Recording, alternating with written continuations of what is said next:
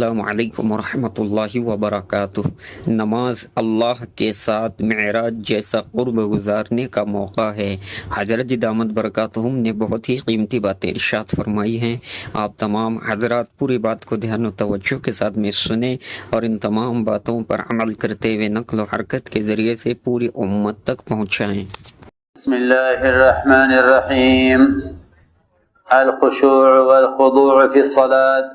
أخرج أحمد في الزهد عن سهل بن سعد قال كان أبو بكر رضي الله عنه لا يلتفت في صلاته كذا في منتخب الكنز.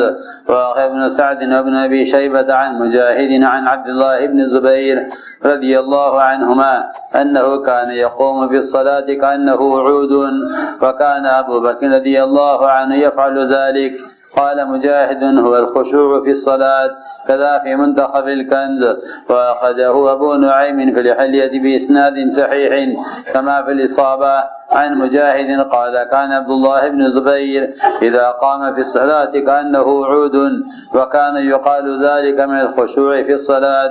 وأخذ أبو نعيم في الحلية عن ابن المنكدر قال لو رأيت ابن الزبير وهو يصلي لقلت غصن شجرة يصفقها الريح حين المنجني قال يقع ها هنا وها هنا ما يبالي. وعنده أيضا عن عطاء قال كان ابن الزبير إذا صلى كأنه كعب راتب. وأخرجه الطبراني في الكبير نحوه قال هيثمي ورجاله رجال الصحيح. وأخي ابن سعد عن زيد بن عبد الله الشيباني قال رأيت ابن عمر رضي الله عنهما إذا مشى إلى الصلاة دب دبيبا لو أن نملة مشت معه قلت لا يسبقها. وأخي ابن سعد عن واسع بن حيان قال كان ابن عمر يحب أن يستقبل كل شيء منه القبلة إذا صلى حتى كان يستقبل بإبهامه القبلة. وأخذ أبو نعيم في الحلية عن طاووس قال ما رأيت مصليا كهيئة عبد الله بن عمر أشد استقبالا للكعبة بوجهه وكفيه وقدميه.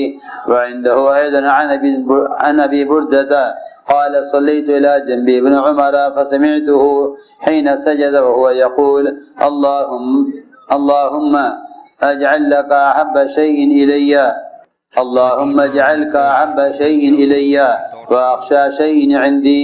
وسمعته يقول في سجوده رب بما أنعمت علي فلن أكون ظهيرا للمجرمين. وقال ما صليت صلاة منذ أسلمت إلا وأنا أرجو أن تكون كفارة. وأخرج الطبراني في الكبير عن الأعمش قال كان عبد الله رضي الله عنه إذا صلى كأنه ثوب ملقا. قال هيثمي ورجاله موثقون والأعمش لم يدرك ابن مسعود.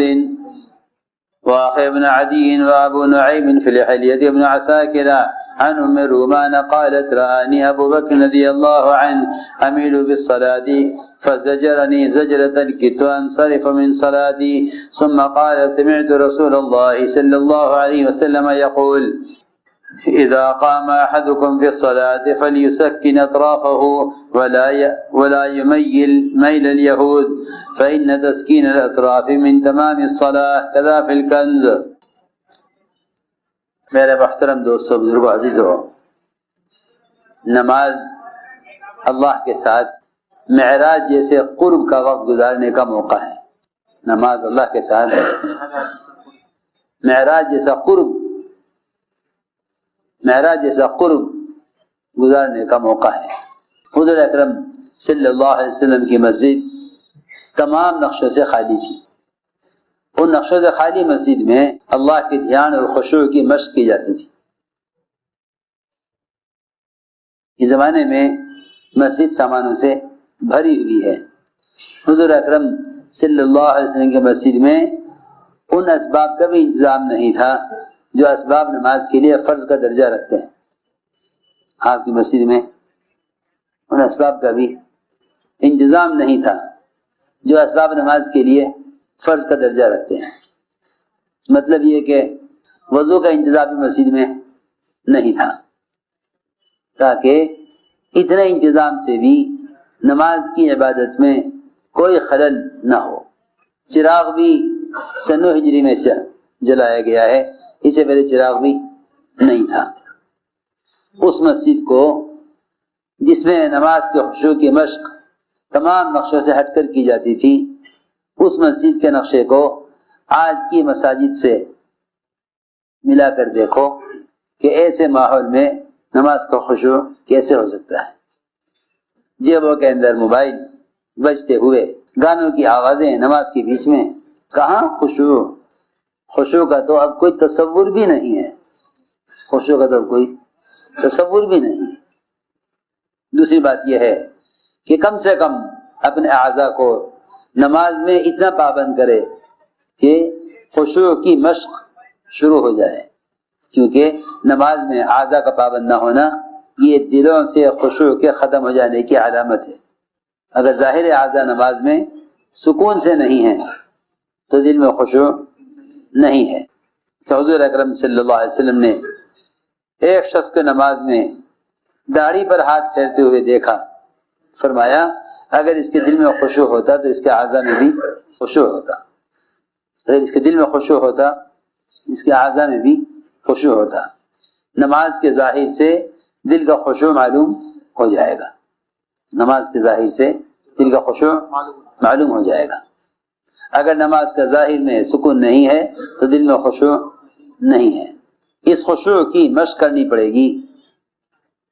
نماز میں اللہ کا دھیان بتکلف بالارادہ لانے سے، جب تک اس کی عظمت شان کو نماز میں اس کے سامنے کھڑے ہونے میں یقین کے ساتھ تصور نہیں کرے گا، اس وقت تک خشوع کی مشق کی ابتدا بھی نہ ہوگی۔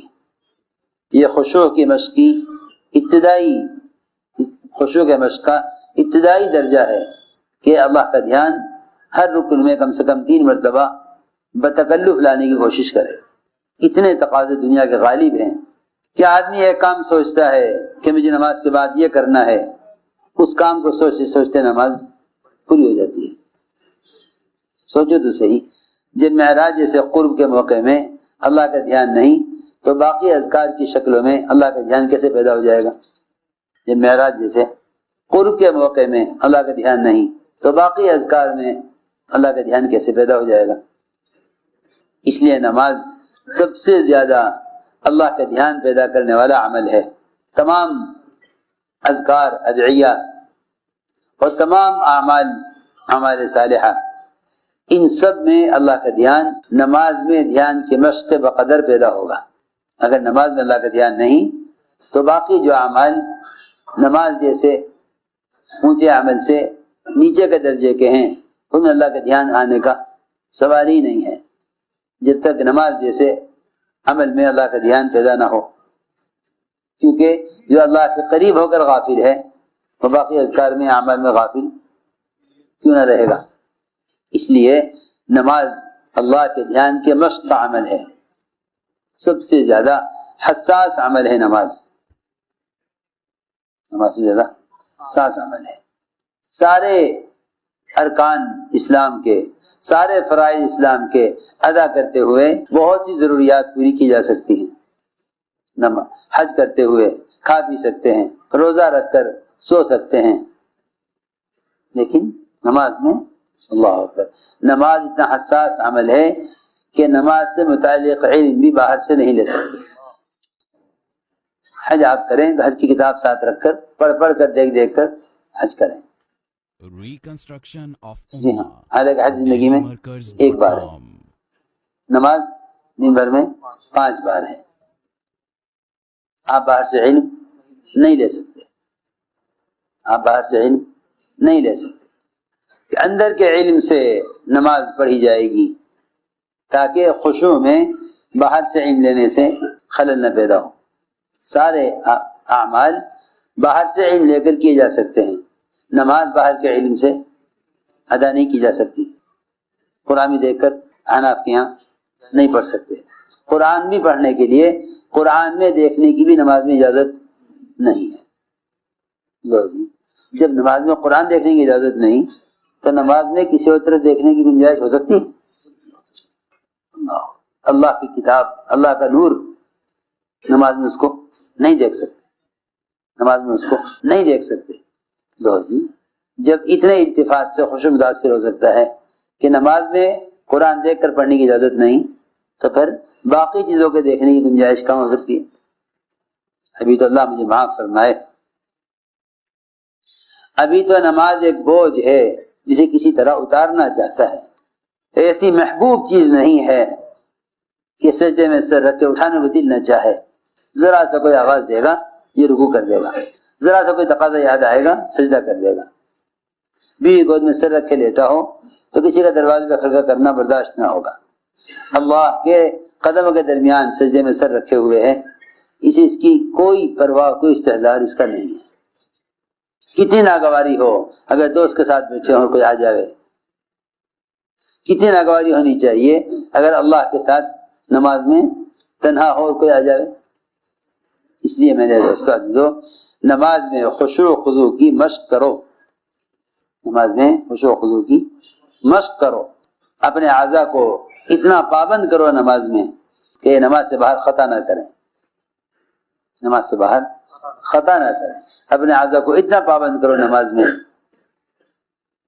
ایک صاحب پلیٹ شوربے کی لے کر چلے، حضرت دیکھ رہے تھے صاحب رحمۃ اللہ علیہ، ذرا سا شوربہ پلیٹ میں سے ٹپک گیا، سیدھی پلیٹ، پتلا شوربہ، چل رہے لے کر، سارا بدن چلنے میں ہلتا ہے، اس میں سے شوربہ ذرا سا، حضرت وہیں سے چیخے زور سے، بھائی نماز ٹھیک کرو، ابھی نماز ٹھیک کرو، پلیٹ سے شوربے کے گر جانے، نماز کی کیا تعلق؟ پلیٹ سے شوربہ گر گیا، اس کا نماز سے کیا تعلق؟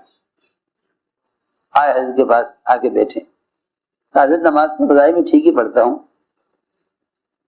نماز تو بظاہر میں ٹھیک ہی پڑھتا ہوں۔ حضرت نے فرمایا اگر تمہارے اعضاء نماز میں خطا نہ کرتے تو نماز سے باہر بھی خطا نہ کرتے۔ دیکھو صحابہ کی نماز، حضور اکرم صلی اللہ علیہ وسلم کی نماز کیسی تھی۔ فرماتے ہیں صاحب بن سعد رضی اللہ تعالی عنہ کہ ابو بکر رضی اللہ تعالی عنہ نماز میں کسی طرف ذرہ برابر متوجہ نہیں ہوتے تھے، کسی اور طرف ذرہ برابر التفات نہیں کرتے تھے۔ عبداللہ بن زبیر رضی اللہ عنہما وہ نماز میں ایسے کھڑے ہوتے کہ دیکھنے والا یہ سمجھے کہ کوئی لکڑی کھڑی ہوئی ہے زمین میں گڑی ہوئی۔ ابو بکر رضی اللہ تعالیٰ عنہ کی نماز بھی ایسی ہی تھی۔ مجاہد کہتے ہیں کہ اس سے نماز کا خشوع ہے، اس میں نماز کا خشوع اس میں ہے، نماز کا خشوع اس میں ہے۔ کیسا آپ کا سجدہ ہوگا کہ حضرت عائشہ رضی اللہ تعالیٰ عنہ دیر تک دیکھتی رہی کہ آپ کا بدن حرکت بالکل نہیں کر رہا۔ حضرت عائشہ کو یقین ہو گیا تھا کہ آپ کا انتقال ہو گیا۔ ہمارا شاید چند سیکنڈ کا سجدہ ہوتا ہوگا فرائض میں، اس میں بھی بدن کو اتنا سکون نہیں ہوتا، اور آپ کا اتنا لمبا سجدہ ہوا کہ حضرت عائشہ کو یقین ہو گیا کہ آپ کی وفات ہو گئی۔ ظاہر بات ہے جتنی حضرت عائشہ نے دیکھا ہوگا اتنی دیر آپ کے سجدے میں اتنا سکون ہوگا جتنا سکون کسی مردے میں ہوتا ہے۔ جبھی تو حضرت عائشہ سمجھی کہ آپ کی وفات ہو گئی۔ حضرت عائشہ رضی اللہ عنہ دیکھنے کے لیے آپ کا انگوٹھا ہلایا تو آپ نے انگوٹھے کو خود سے حرکت دی، انگوٹھے کو آپ نے خود حرکت دی کہ آپ سمجھ گئے کہ عائشہ میرے لمبے سجدے سے سمجھ رہی ہیں کہ میں دنیا سے چلا گیا۔ آپ نے انگوٹھے کو خود ہلایا، حضرت عائشہ سمجھ گئیں کہ آپ حیات ہیں۔ اس سے اندازہ کرو خشوع کا، اس سے خشوع کا اندازہ۔ اتنا لمبے سجدے میں اگر اتنی بھی حرکت نہ ہوئی کہ حضرت عائشہ سمجھ رہی تھی کہ آپ حیات ہیں، تو ہماری چھوٹے سے سجدے میں کتنی حرکت ہوتی ہے۔ عام طور سے دیکھو گے کہ سجدے میں جاتے ہیں تو پیچھے سے دونوں پنجے اٹھا لیتے ہیں، حالانکہ نماز ہوتی ہی نہیں ہے، نماز باطل ہے، نماز باطل ہوگی، دونوں پیر اٹھا لیتے ہیں سجدے میں جاتے، یا پیر کی انگلیوں کو ناخن کے بل ناخنوں پر کھڑا کر لیتے ہیں، یہ بھی غلط ہے، بلکہ پیر کی انگلیاں اس طرح موڑ کر رکھے کہ سجدے میں بھی پیر کی انگلیاں قبلے کی طرف ہوں، اس طرح بیٹھے کہ دونوں پیر کے انگلیاں قبلے کی طرف ہوں، پیچھے کو موڑ کے بیٹھ جاتے ہیں سجدے سے اٹھ کر بیٹھتے ہیں تو پیچھے کو موڑ لیتے ہیں پھر، یا ایک پنجہ دوسرے پنجے پر، ایک پیر دوسرے پیر پہ رکھ کے بیٹھ جاتے ہیں۔ جب تک نماز میں اعضاء کو طریقے کا پابندہ کرو گے، نماز سے باہر کی زندگی میں گناہوں سے بچ نہیں سکتے، گناہوں سے بچ نہیں سکتے۔ سب سے زیادہ گناہوں کی طرف اعضاء جاتے ہیں جب نماز میں اعضاء کو باعتبار عبادت کے استعمال نہیں کیا جاتا، نماز سے باہر اعضاء گناہوں کی طرف جاتے ہیں۔ مجاہد کہتے ہیں کہ عبداللہ بن زبیر رضی اللہ عنہ جب نماز میں کھڑے ہوتے تو ایسے کھڑے رہتے گویا زمین پر گڑی ہوئی لکڑی ہے، اور کہا گیا کہ یہی خشوع ہے، یہی نماز کا خشوع ہے۔ فرماتے ابن منکدر کہ اگر تو عبداللہ بن زبیر کو دیکھتا کہ وہ نماز میں دائیں بائیں متوجہ نہیں ہوتے تھے، اور یہاں تک کہ توپ لگائی گئی ان پر پتھراؤ کرنے کے لیے، ادھر ادھر پتھر گرتے تھے، لیکن ان پتھروں کی بارش میں بھی عبداللہ بن زبیر رضی اللہ تعالی عنہ وہ اپنی نماز میں دائیں بائیں متوجہ نہیں ہوتے تھے، انہیں کوئی پرواہ نہیں تھی کہ ان کے اوپر پتھر مارے جا رہے ہیں بجنیق کے ذریعے، توپ کے ذریعے، اس سے بھی ان کی نماز متاثر نہ ہوئی۔ عطا کہتے ہیں کہ عبداللہ بن زبیر رضی اللہ عنہ جب نماز پڑھتے تھے سے معلوم ہوتا کہ کوئی لکڑی ہے زمین پر گڑی ہوئی۔ زید بن عبداللہ شیبانی کہتے ہیں کہ میں دیکھا عبداللہ بن عمر رضی اللہ تعالیٰ عنہما کو کہ جب وہ نماز کے لیے چلتے تو ایسے چھوٹے چھوٹے قدم رکھتے اور اتنے آہستہ آہستہ چلتے کہ دیکھنے والا یوں کہے کہ اگر ان کے ساتھ کوئی چیونٹی بھی چلے تو وہ بھی ان سے آگے نکل جائے، چیونٹی سے بھی آگے یہ نہیں نکل سکتے، چیونٹی بھی ان سے آگے نکل جائے۔ اتنے چھوٹے چھوٹے قدم رکھتے مسجد کی طرف، اس لیے تاکہ مسجد کی طرف قدم اٹھانے میں قدموں کی زیادتی ہو، یا یہ کہ نماز کے احترام اور نماز کے ادب میں اس طرح دبا دبیباً کہ ایک ایک قدم سنبھال سنبھال کر آہستہ آہستہ رکھتے کہ اگر کوئی چونٹی بھی ان کے ساتھ چلے تو دیکھ کر یہ کہے گا کہ یہ چونٹی سے آگے نہیں نکل سکتے۔ واصل بن حبان کہتے ہیں کہ عبداللہ بن عمر نماز میں کوشش کرتے تھے کہ اپنے جسم کے تمام اطراف اور اعضاء نماز کی طرف رکھیں، یہاں تک کہ وہ قبلے کی طرف انگوٹھے کو بھی پھیر لیا کرتے تھے، انگوٹھا بھی قبلے کی طرف رکھتے۔ عام طور سے لوگ جب تشہد میں بیٹھتے ہیں تو اپنی انگلیوں کو گھٹنے پر رکھتے ہیں، گھٹنے پر، ہلے گھٹنے پر نہیں رکھنی چاہیے بلکہ ران پر، ایسے رکھے کہ انگلیوں کے رخ قبلے کی طرف ہو۔ گھٹنے پر رکھے گا تو انگلیاں آگے لٹک جائیں گی، قبلے کا رخ نہ ہوگا۔ طاؤس کہتے ہیں کہ میں نے دیکھا کہ میں نے ایسا نماز پڑھتے ہوئے کسی کو نہیں دیکھا جیسے عبداللہ بن عمر کہ وہ اپنے ہاتھوں کا اور پیروں کی انگلیوں کا رخ قبلے کی طرف، کعبے کی طرف رکھتے تھے۔ فرماتے ہیں کہ میں نے نماز پڑھی عبداللہ بن عمر کے برابر میں تو میں نے سنا وہ سجدے میں کہہ رہے تھے اللہم اجعلک احب شیء الی، دعاؤں کے مانگنے کا سب سے بہتر موقع نوافل کا سجدہ ہے۔ یہ دعا مانگ رہے تھے سجدے میں عبداللہ بن عمر، اللہم اجعلک احب شیء الی، اے اللہ تو اپنی ذات کو میرے لیے سب سے محبوب چیز بنا دے۔ اسی دعائیں ہیں، اے اللہ تو اپنی ذات کو میرے لیے سب سے محبوب ترین چیز بنا دے، اور اے اللہ تو اپنی ذات کو میرے لیے سب سے زیادہ ڈرنے والی چیز بنا دے۔ اور میں نے سنا عبداللہ بن عمر کہہ رہے تھے سجدے میں رب بما انعمت علی فلن اکون ظہیرا للمجرمین، اے اللہ جب تو نے مجھ پر انعام کیا ہے مجھے ایمان دے کر تو مجھے مجرمین کا مددگار نہ بنائیے، مجرمین کا مددگار نہ بنا۔ فرماتے ہیں کہ میں نے جو بھی نماز پڑھی اسلام لانے کے بعد سے مجھے امید ہے کہ یہ نماز میرے گناہوں کا کفارہ ہے۔ عبداللہ ابن عمر نماز پڑھتے تو ایسا معلوم ہوتا جیسا کوئی پڑا ہوا کپڑا ہے۔ رومان فرماتی ہیں کہ مجھے دیکھا ابوبکر رضی اللہ تعالیٰ عنہ نے کہ میں نماز میں ہل رہی تھی، یہ دائیں بائیں کو جھک رہی تھی، مجھے اتنی زور سے ڈانٹا ابوبکر رضی اللہ عنہ نے کہ میں ان کی ڈانٹ سے، خوف کی وجہ سے نماز توڑنے کے قریب ہو گئی۔ پھر فرمایا کہ میں نے سنا ہے فرماتے ہوئے حضور اکرم صلی اللہ علیہ وسلم کو کہ یہ تم میں سے کوئی شخص نماز کے لیے کھڑا ہو، اس کو چاہیے کہ وہ اپنے اعضاء کو سکون سے رکھے اور یہود کی طرح دائیں بائیں نہ جھکے، اس لیے کہ تمام اعضاء کا نماز میں سکون سے رکھنا یہ نماز کے اتمام میں سے ہے، نماز میں کمال پیدا ہوتا ہے۔ اللهم صل على سيدنا مولانا محمد وعلى آل سيدنا مولانا محمد كما صليت على إبراهيم وعلى آل إبراهيم إنك حميد مجيد. ربنا ظلمنا أنفسنا وإن لم تغفر لنا وترحمنا لنكونن من الخاسرين. اللهم إنا نستغفرك ونتوب إليك. اللهم إنا نستغفرك ونتوب إليك. اللهم إنا نستغفرك ونتوب إليك. ربنا آتنا في الدنيا حسنة وفي الآخرة حسنة وقنا عذاب النار. سبحان ربك رب العزة عما يصفون وسلام على المرسلين والحمد لله.